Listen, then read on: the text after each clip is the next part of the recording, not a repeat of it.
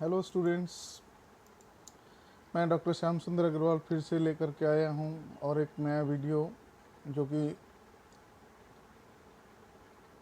Waste Bengal board के माध्यमिक class 10th का गणित का है और जो कि हिंदी भाषाभाषी स्टूडेंट्स के लिए है। और आज मैं जो बताने जा रहा हूँ वो है गोलक के बारे में। गोलक, ये है गोलक। हम जो फुटबॉल बॉल ये सब जो देखते हैं वो है गोलक। वो कैसे बनता है? एक अर्धवृत्ताकार चकती, जैसे यहाँ पर एक अर्धवृत्ताकार चकती को एक डंडी से बांध दिया गया है। उसको अक्ष मानकर अगर हम चकती को घुमाएंगे तो गेंद जैसी वस्तु हमको दिखाई देगी, उसे ही गोलक कहते हैं। जैसे ये देखो फिर से कि एक डंडी में आधा गोलाकार एक चकती, उसमें माने अर्धवृत्ताकार एक चकती वहाँ पर लगाया हुआ है। उसको अगर हम घुमाएंगे तो वह एक बॉल जैसे दिखाई देगा, उसको हम कहते हैं गोलक। तो गोलक में केवल एक ही तल होता है, वो होता है वक्र तल। गोलक के समग्र तल या वक्र तल का क्षेत्रफल, एक गोलाकार गेंद को लेकर दो एक दूसरे पर लंब पिचबोर्ड के भीतर चित्र की तरह हम अगर रख देंगे, जिसका कि अर्धव्यास है r। गेंद के ऊपर एक पिन लगा देंगे। इस बार पिन को डोरी से अटकाकर चित्र की तरह इस प्रकार जोड़ देंगे कि जिससे कोई भाग खाली न रहे। उसके चारों तरफ हम डोरी को जोड़ते हुए चलेंगे एक बिंदु से दूसरे छोर तक। डोरी का शुरू एवं अंतिम बिंदु दोनों चिन्हित करेंगे एवं डोरी को खोलकर इन बिंदुओं की मध्यवर्ती दूरी को माप लेंगे। मोटे सफ़ेद आर्ट पेपर पर इकाई लंबाई के अर्धव्यास के 4 वृत्त बनाएंगे। प्रत्येक वृत्त को उसी तरह डोरी के द्वारा चित्र की तरह भर देंगे। तो गोलक के समग्र तल या वक्र तल का क्षेत्रफल, तो गोलक का समग्र तल या वक्र तल, क्योंकि एक ही तल होता है उसी को हम वक्र तल, उसी को समग्र तल कहेंगे। 4 गुना r इकाई वाले अर्धव्यास के वृत्त का क्षेत्रफल। जो हमने देखा कि जो हम डोरी लगाए थे उसको हम 4 वृत्त में बांध दिए हैं अलग अलग से, तो इसीलिए उसका क्षेत्रफल होगा 4 गुना r इकाई वाले लंबे अर्धव्यास के वृत्त का क्षेत्र, माने 4 पाई r²। तो गोलक के समग्र तल या वक्र तल का क्षेत्रफल हो गया 4 पाई r² वर्ग इकाई। अब उसका आयतन, गोलक का आयतन होता है 4/3 पाई r³ घन इकाई। केवल फॉर्मूला याद रख लेने से हम लोगों का काम हो जाएगा। अब आ जाओ अर्धगोलक। तो गोलक का आधा को हम कहेंगे अर्धगोलक, जैसे पेपर वेट हमारा रहता है। तो ये चित्र में दिखाया गया एक उदाहरण है, वो है अर्धगोलक। गोलक का पूरा पूरा आधा काट करके दिया गया है। इसके 2 तल होते हैं। जैसे गोलक में केवल एक ही तल होता है वक्र तल, लेकिन इसमें 2 तल होते हैं, एक वक्र तल और एक समतल। ये ऊपर वाला समतल और नीचे का भाग जो होता है ये गोलाई वाला, उसको वक्र तल कहते हैं।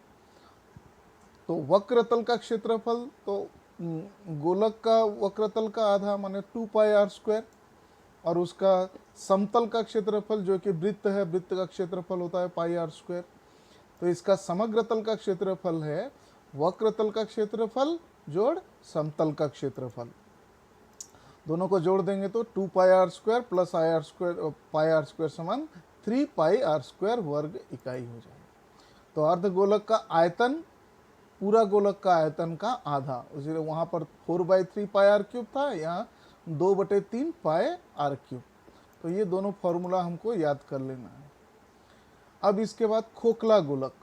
खोखला गोलक माने अंदर में पूरा खाली है और दोनों के बीच, बाहर और अंदर के बीच का एक मोटाई है। तो जो कि बाहर का अर्धव्यास है कैपिटल R और अंदर का अर्धव्यास है स्मॉल r। तो यहाँ पर उसका आयतन होगा, बाहरी गोलक का आयतन घटाओ अंदरूनी गोलक का आयतन। तो 4/3 pi capital r cube minus 4/3 pi r cube small r cube. 4/3 pi common ले जाएंगे तो r cube minus r cube capital r cube minus small r cube घन इकाई होगा। चलो एक प्रश्न बना करके देखते हैं। 28 सेंटीमीटर व्यास वाले एक ठोस गोलक को जल से पूर्ण रूप से डुबाने पर कितना परिमाण का जल उठेगा, उसे ज्ञात करो। यहाँ पर दिया है गोलक को जल में डुबा देंगे तो जो बाहर पानी आएगा, कितना बाहर पानी बाहर आएगा, उसके आयतन का समान भाग का पानी बाहर आ जाएगा। तो यहाँ पर दिया हुआ है गोलक का व्यास 28, तो अर्ध व्यास r समान उसका आधा 14 सेंटीमीटर। अब जल का परिमाण हो गया गोलक का आयतन के साथ बराबर। तो गोलक का आयतन फॉर्मूला है 4/3 गुना पाए आर क्यूब।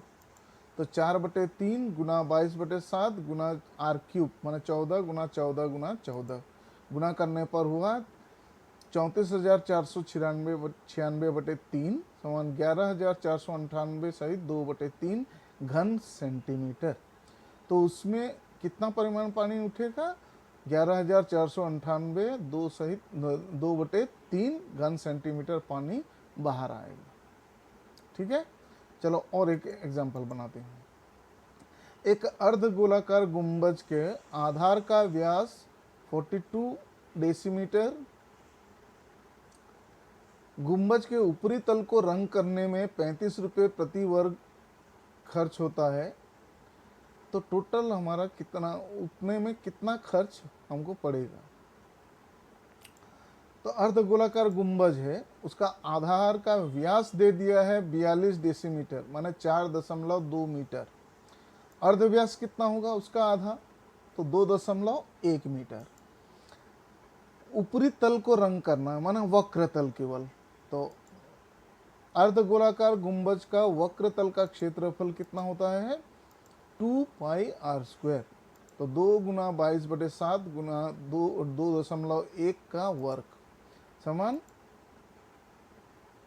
2 गुना 22/7 गुना 4.41 वर्ग मीटर। अब प्रश्न में दिया है कि 1 वर्ग मीटर का खर्च 35 रुपये है, तो उतने जो रंग करने का खर्च कितना होगा, जितना वर्ग मीटर निकला है उतना गुना 35।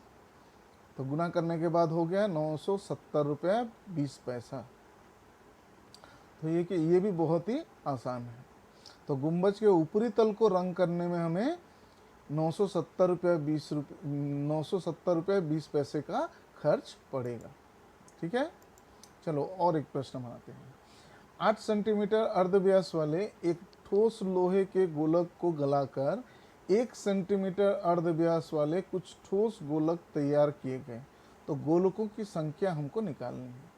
माने हमारे पास सबसे बड़ा एक लोहे का गोलक है जिसका अर्धव्यास है 8 सेंटीमीटर। उससे हमको छोटे छोटे गोले बनाने हैं जिसका अर्धव्यास होगा 1 सेंटीमीटर। माने 8 सेंटीमीटर अर्धव्यास वाले जो गोलक है उसका आयतन और 1 सेंटीमीटर वाले जो कुछ गोलक बनेंगे उसका आयतन दोनों बराबर हो। तो गोलकों की संख्या जो है वो हो जाएगी बड़े गोलक का आयतन बटे एक छोटे गोलक का आयतन। माने 4/3 pi into capital r cube by 4/3 pi into small r cube. बड़ा आर क्यूब माने बड़ा आर ले गए हैं बड़े गोलक का अर्धव्यास और छोटे आर को ले गए हैं छोटे गोलक का अर्धव्यास। तो दोनों में 4/3 कैंसिल, पाई कैंसिल, तो हो गया r cube by r cube. R बड़ा गोलक का अर्धव्यास दे दिया है 8 और छोटा गोलक का अर्धव्यास दे दिया है 1। तो 8 का क्यूब बटे 1 का क्यूब समान 512 बटे 1 समान 512। तो उससे हमको छोटे गोलक जो 1 सेंटीमीटर अर्धव्यास के 512 छोटे छोटे गोलक मिलेंगे। ठीक है, तो ये बहुत आसान है, केवल फॉर्मूला याद करके उसको सही तरीके से बैठा देने से मिल जाएगी। और एक प्रश्न लेते हैं। 2 गोलाकार घन वस्तु का समग्र तल का क्षेत्रफल का अनुपात 1:4 होने से उनके आयतन का अनुपात कितना होगा? तो समग्र तल का क्षेत्रफल का अनुपात 1:4, तो 4πr1² बटे 4πr2²। एक का अर्धव्यास को r1, दूसरे का अर्धव्यास को r2 ले गए और समान 1/4। तो 4π कट गया, r1 का स्क्वायर बटे r2 का स्क्वायर समान 1/4 और r1/r2 का होल स्क्वायर समान 1/4 और r1 बटे r2 समान 1/2 बन गया। अब हमें निकालना है उनके आयतन का अनुपात। तो आयतन का अनुपात समान 4/3 पाई r1 cube by 4/3 pi r2 cube. 4/3 cancel, pi cancel, तो r1 cube by r2 cube समान r1/r2 का होल क्यूब। वहाँ पर उसका मान अगर डाल देंगे 1/2, तो 1/2 का क्यूब समान 1/8। तो दोनों गोलकों के आयतन का अनुपात होगा 1:8। ठीक है, चलो और एक प्रश्न बनाते हैं। एक ठोस अर्धगोलक के समग्र तल के क्षेत्रफल और एक ठोस गोलक के वक्र तल के क्षेत्रफल के साथ समान। यहाँ दिया हुआ है अर्धगोलक का समग्र तल का क्षेत्रफल और एक दूसरे गोलक का वक्र तल का क्षेत्रफल के साथ बराबर है।